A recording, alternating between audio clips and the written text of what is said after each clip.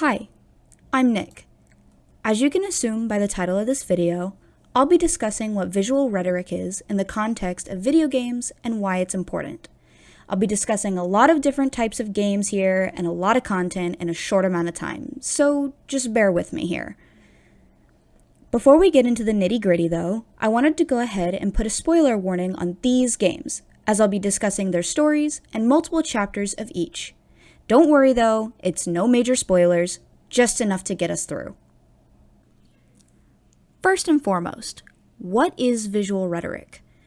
Visual rhetoric, according to a quick Google search, will tell you that it is the art of effective communication through visual elements such as images, typography, and texts. Typically, this also includes things like cinematography and art style, which is the biggest thing I'll be covering today.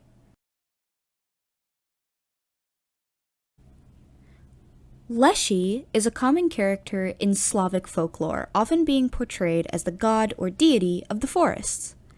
With that bit of info in mind, we can begin to compare the differences in the portrayal of the same source character. Two versions of Leshy that I actually really like in modern games come from Cult of the Lamb and Inscription. They both use the same inspiration, and yet they end up with completely different characters. You would never confuse the two beyond name alone. Inscription is a game that truly encompasses the meaning of mystery. Their portrayal of Leshy plays really well with the dark and gritty art style they chose to create the game in. Their iteration of Leshy leans more closely to the original source material, portraying him as a thin, oddly plant-like humanoid.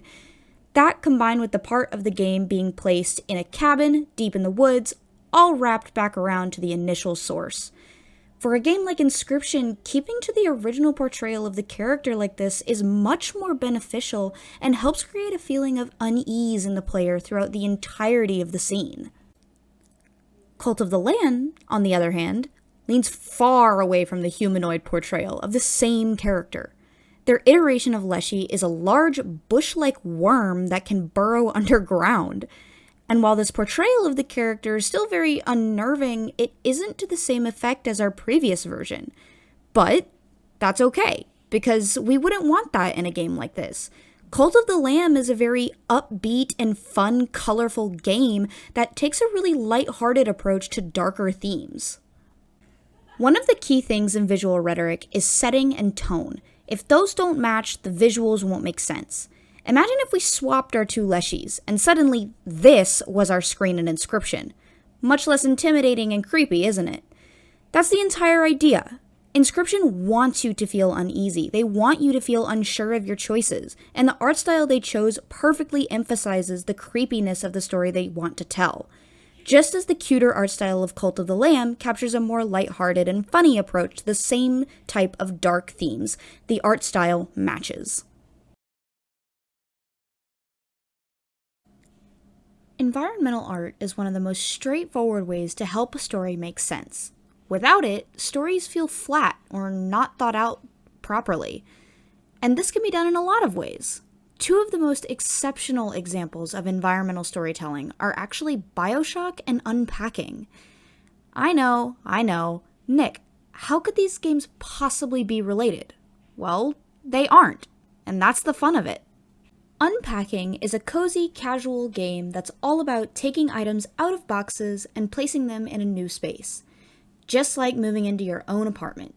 It's simple, it doesn't have a whole lot of complexity to it, and yet it feels like a much deeper story lies somewhere below the surface. Who has all these items? Why are they important to them? Why have they chosen these specific items to keep around? There's a specific pig stuffed animal that they continue to bring with them each and every time they move. Why?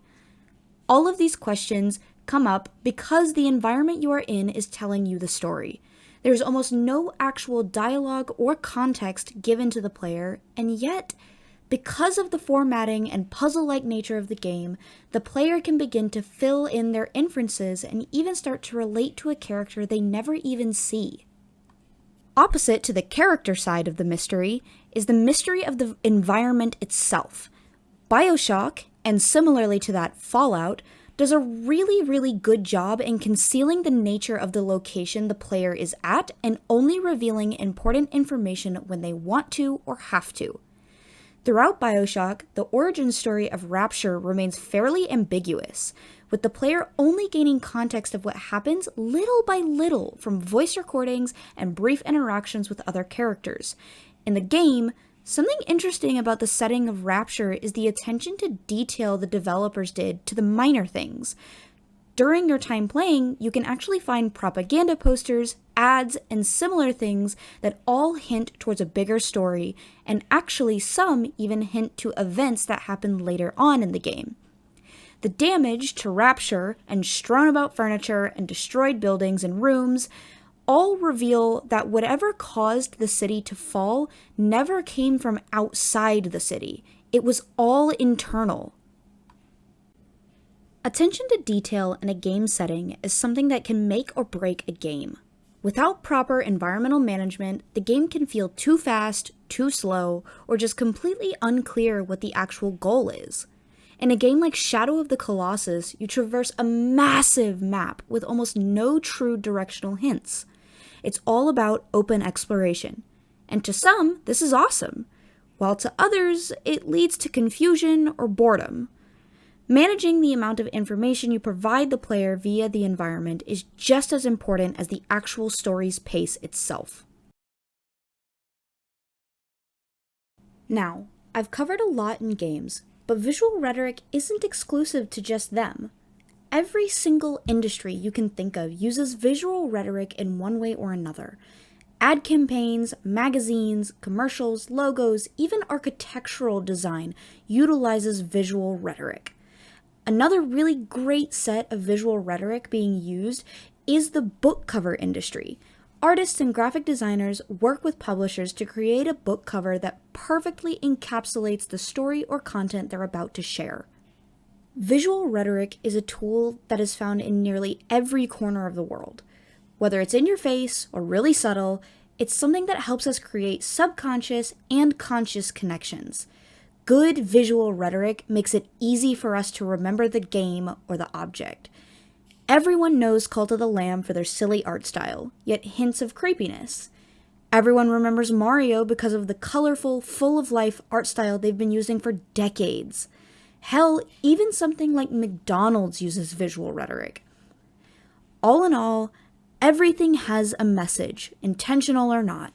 And hopefully this little essay has made it a bit easier for you to find those messages being used or to shed some light on how it could benefit you.